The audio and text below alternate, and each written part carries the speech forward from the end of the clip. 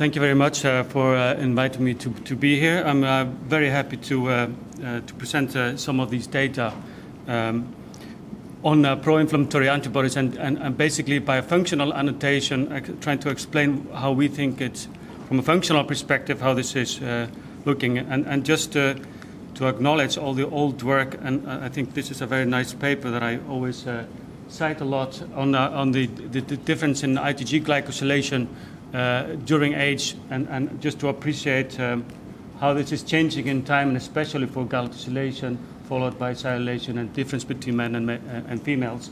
Well, fucosylation in general is very much stable, or much more stable, and bisection as well. Fucosylation apparently so stable in time that it was not even depicted in this paper. And I think just to acknowledge the fact that what we have continuously, and you and I think Gordon and Manfred and other people have been really showing, is that low glycosylation is really often found in inflammatory diseases such as those mentioned here. And mostly this has been described for total IgG, and therefore there has been some tendency in the literature to call this pro-inflammatory antibodies. At the time, we didn't know what this actually meant functionally, but I think some work in the last few years actually depicts how that may actually be somewhat different than we previously thought. And just to try to explain what we think, what are pro-inflammatory antibodies and what you require to mediate pro-inflammatory responses. Obviously, you need something to cross-link antibodies, because that's how antibodies start the function of immune responses. For example, for complement. And this can be modulated by different antigen characteristics. The clonality of the response, because if you have polyclonal and oligoclonal responses, that's something completely different than if you have a monoclonal response, because these will form different forms of aggregations, and of course antibody properties such as subclasses. When these are found in vicinity to each other, they cross-link. They can be recognized by, for example, C1q, which can be activate the complement system, leading down to the MAC formation and lysis of cells. And also, of course, chemotactic response from C5a, which calls in help from inflammatory cells that also recognize the same immune complexes through Fc receptors, which can also lead to lysis of those cells through mechanism, for example, like perforin, phagocytosis, and all those kind of responses, but also activation of pro-inflammatory cytokines. So all together, we call pro-inflammatory responses. So obviously we know how this is working through complement. We know that in the case of IgG subclasses, that this is a really important determinant of the responses. But as of course we are here, we also know that there is an alternative universe of those antibodies, and those are the ones that have altered types of glycosylation, basically switches of the immune system, and they are across the subclasses. They work almost the same, but slightly differently. And as you all know, the structure of antibodies, they have only one glycan, so it's a very simple molecule. It's residing in the Fc portion of the antibodies and modulate how they interact with Fc receptor, but also complement. And as you probably all know, I don't have to go into much details about that, that most of the antibodies in humans, they are fully fucosylated. Only a minority of them have afucosylated phenotype, and why this is important, you most likely know that even if though these are the most abundant part of it are fucosylated and only a very minority afucosylated, it is very important in some antigen-specific responses. So majority is indeed contains this fucose, but specific responses, when you look at them in details, they actually can consist of majority of afucosylated responses. And this is extremely important in diseases such as in alloimmune-mediated diseases, when the maternal immune system recognizes fetal antigens on cells like red cells and platelets. These can lead to a very specific response. So if you compare the total response on the x-axis in the same person to the antigen-specific response, you see that, of course, always a very high level of fucosylation in the total IgG, but the specific response is very varied, and this is, for example, against platelet antigen 1a or rhesus antigen on red cells, and it's more or less the same. It goes from everything from normal highly fucosylated down to 10%, which is extremely important. It's very stable. So in the beginning, these are 11 up to 11 pregnancy in the antibody response against platelets, but the same thing we see for red cells. Again, the immune responses seem to start very often rather high. They drop and then they stay. So if they drop, they stay more or less the same thing without intermittent therapies that they are often given. And why this is important, and I think you also know this, just to summarize this. So these are work with different glycoengineered antibodies. On the left side, fucosylated antibodies, right side, afucosylated antibodies, and then bisected or non-bisected. And then within each panel, you have different levels of galactosylation and sialylation. And basically, for all the Fc receptor, except Fc gamma receptor 3, for all the Fc receptor, it's just a flat line. It doesn't mean a thing, at least by SPR. But if for Fc gamma receptor 3, afucosylation, you get a huge bump in affinities for this receptor that is modulated by galactose and sialylation slightly. And this is because the Fc receptors of Fc gamma receptor 3 are unique in a way that they have a glycan in itself that needs to stick into the Fc portion and needs to be accommodated for. And basically, this fucose, if it's there, it's in the way and probably is affecting also the flexibility of the Fc glycan. And that's why you get this bump in affinity if the fucose is absent. And for functionality, it's really huge. It's a black and white difference often. So these are antibodies against rhesus or anti-cal, which are also forming these afucosylated responses. In this case, we glycoengineer these antibodies either with the fucose or without the fucose. So without the fucose, you see an ADCC response from NK cells. And with the fucose, you don't see them. Otherwise, these antibodies are identical. And if you titrate these antibodies, and no matter how much you throw at them, the red cells here, with the fucosylated antibodies, there is no ADCC present, and only with the afucosylated antibodies you do see this.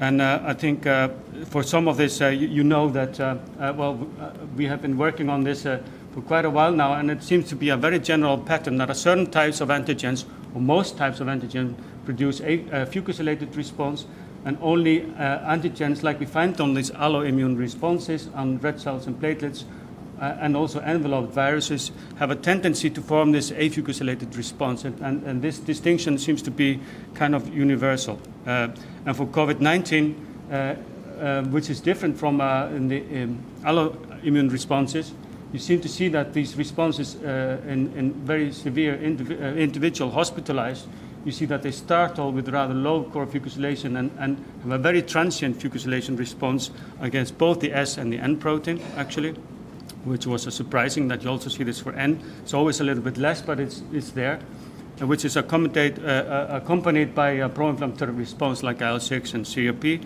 and leading to a very severe phenotype. But also this is accompanied by a very high level of antibody responses.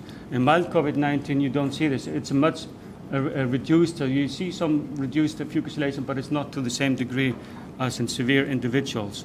So what we think is happening is that when you have a COVID-19, you're naive, you've never seen this pathogen before, you get a huge amplification of the viral, you get a high viral load, and basically if you produce this afucosylated response, you get a different type of response from the alveolar macrophages that express this receptor that recognizes afucosylated IgG much better, and then you get a more more pro-inflammatory response.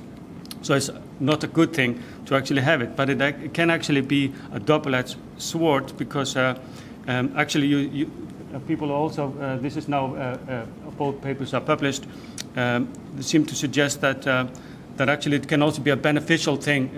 So if you don't turn into too much pro-inflammatory thing, these afucosylated antibodies or antibodies that are targeting SARS-CoV-2 actually target that for destruction in myeloid cells in monocytes by pyroptosis. So basically they take the viral particles up, and that leads to their death, basically, both of the cells that are infected. So it's sterile inflammation. But I think I won't go into those details, but this afucosylated response that we consider pro-inflammatory is actually very beneficial, it seems, in antibody responses to malaria, which is very much similar to what we are looking in alloimmune responses. And actually, the lowest core fucosylation that we've ever seen are in actually malaria endemic regions when you look at antibody response against those antigens that are expressed by the pathogens within the red cells, that these are actually extremely afucosylated. Everybody down to between 40% or down to 10%. So basically, fucosylated responses are indeed very highly pro-inflammatory responses. And for Fc receptors, we didn't see a huge impact or no impact actually of bisection, little impact of cellulation, and somewhat of galactosylated antibodies. Now, coming back to the galactosylated antibody responses, I think it's interesting. Some things that we actually saw in COVID-19 is that both the vaccines and in mild individuals, people that have mild infections in the first wave, they actually produce anti-S responses with extreme higher levels of galactosylated IgGs. Also, people that are really severe, got severe infections and were hospitalized, they also start with very high levels of galactosylated antibodies. So once they're hospitalized, that's around here. But during this phase that they were hospitalized, they really show a very strong reduction. So going from 80% down to 20% perhaps in a very short period of time. And the question is, what does it mean? And this is something that we started also to address by glycoengineering, and also again this pattern, fucosylated antibodies, afucosylated antibodies, bisected and non-bisected. You see a pattern emerging that for C1q binding, that these antibodies always have this pattern, no matter what the fucose is, no matter what the bisection is, but it seems that galactosylation and cellulation is enhancing C1q recognition, downstream C4 activation of complement, and also the lytic pathway. So the EC50 is going down here, which is indicating that actually the more galactose, you get a better pro-inflammatory kind of antibodies. And to try to understand why this is happening is important that to realize that once the antigens are recognized by these antibodies, they start to form clusters through Fc interactions on the surface, leading up to hexamer formations recognized by C1q, which is a perfect fit basically structurally. It makes perfect sense in terms of immunology. So the question, how is galactosylation activating complement in the better terms becomes, is it because they are better suited at forming hexamers, or is it because the C1q globular heads are actually affected and directly interacting somehow with the glycan? And to answer this question, Thijs van Osse in the lab actually tried to make some mutants based on the findings from GEMMAP, identifying hexameric variants that affect the hexamerization of the antibodies, the so-called RGY mutant that is forming hexamer in solution. So we could test basically if those hexamer structures are also sensitive to galactosylation or cellulation, and then also other mutants that are actually repulsive mutants. They can only form hexamers if they are sort of a positive, you mix these positive and negative charges. And basically they bind the same, so these mutants, to the antigens. And I'm going now rather quickly through this. So basically these are the variants. You see that the hexameric variants, they're extremely good at binding C1q, depositing complement and inducing lysis of red cells, compared to the wild type. The repulsive mutants are not, and if you mix them with the repulsive mutants, they can do this quite well. But if you and then look at what the glycan adducts do, so the cellulation and galactosylation, wild type is enhanced for particularly galactosylation. The repulsive mutants, you also see some enhancement, but this is much less than the wild type, and that doesn't lead down to the lytic pathway, so they are complement dead. If you mix these repulsive mutants, they become very much similar to wild type. Galactosylation and cellulation is enhancing, so it looks like primary galactosylation is enhancing this, and cellulation does not much on top. But then if you look at the hexameric variation that forms spontaneously hexamers no matter what, the RGY variants and the E430G variants, they are forming hexamers spontaneously, and they are completely insensitive to this galactosylation, basically suggesting that the galactosylation is enhancing hexamerization of these antibodies and not C1q intrinsic binding. And actually we also showed this in solution, that this is happening also, and also confirmed actually by people from Genentech, also a nice paper showing exactly basically the same thing, that galactosylation is enhancing hexamerization directly. which fits basically with some observation that we have seen in FNAIT, so in antibodies in pregnancies, that there are 3 parameters that are important. So the quantity of the antibodies, not discylation or bisection, but the fucose seems to be the most important, at least statistically, followed by calcylation and antibody level, in such a way the more calciolated the antibodies are, the more bleeding the babies have because of the destruction of their platelets, and the less fucose they have, the more this also happens, and the more the antibodies you have, even more.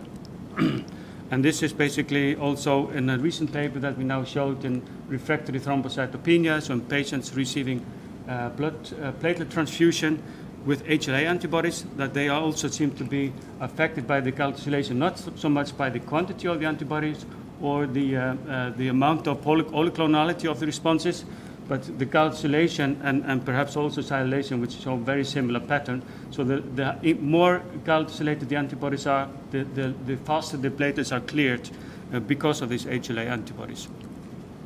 So to conclude, I think it's very clear that afucosylated antibodies are pro-inflammatory because they bind Fc gamma receptor 3 and they can trigger those cells that have it. That leads to a very severe, can lead to severe pro-inflammatory phenotype. They are intrinsically protective, but indeed can turn against us if we have a high antigen load. But calcylation is also pro-inflammatory. So increased calcylation is pro-inflammatory because it induces hexamerization, which leads to enhanced C1q binding, complement activation, but it's also intriguing that it seems that calcylation is affected by the inflammation, like I showed you in this case in COVID-19. Those inflamed patients with severe infection in the ICUs, they drop very quickly in the specific IgG response, anti-S responses, but it's also reflected in the total IgG calcylation. So they start around on average 50%, but they also drop in the total IgG calcylation, which seem to be indicating that it's a systemic thing that is not only affecting the specific antibodies. While in the mild patients that are not hospitalized, they basically stay for total IgG calcylation the same. So the question then becomes basically, is it a cause or consequence that we have this decreased calcylation in pro-inflammatory diseases? And with that, I would like to thank you for your attention and all the people that were involved in various phases. But most importantly, I think Manfred Wöhrer, because without and his group, this would not have been possible. Thank you.